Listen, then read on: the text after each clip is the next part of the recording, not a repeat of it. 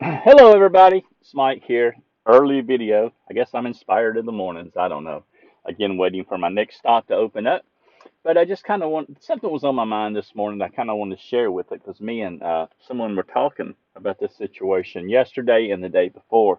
So it must be a pretty important situation that we must deal with. And it is the question of what we call sola scripture. In other words, believing only what the scripture says and nothing else. In other words, it is 100% true the way it is, and we do believe it is true.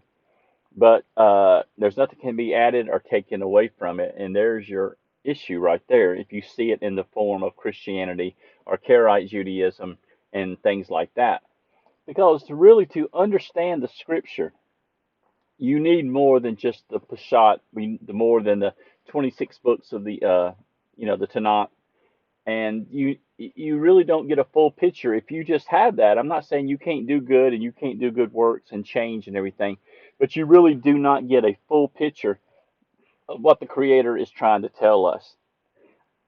I never thought I'd make a video like this because I used to be the most anti uh, oral tradition person there was years ago.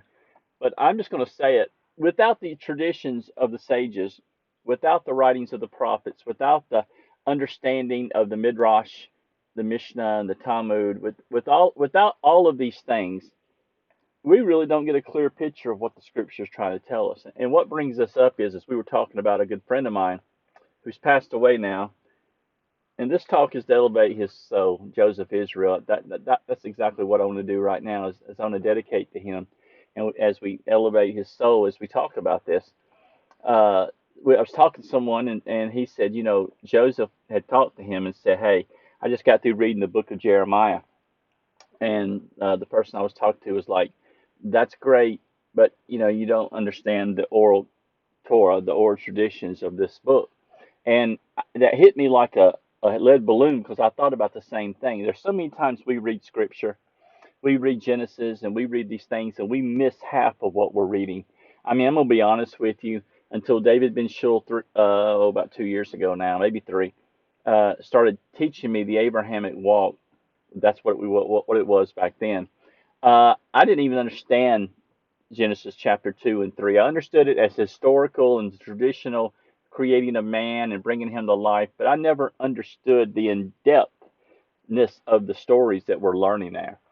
And as I said many times before, as a non Jew, we can take the book of Genesis, take the oral traditions, the midrashes, and stuff like that, and read Genesis, and we'll never get through the book of Genesis in our whole life. And if we do, we start over.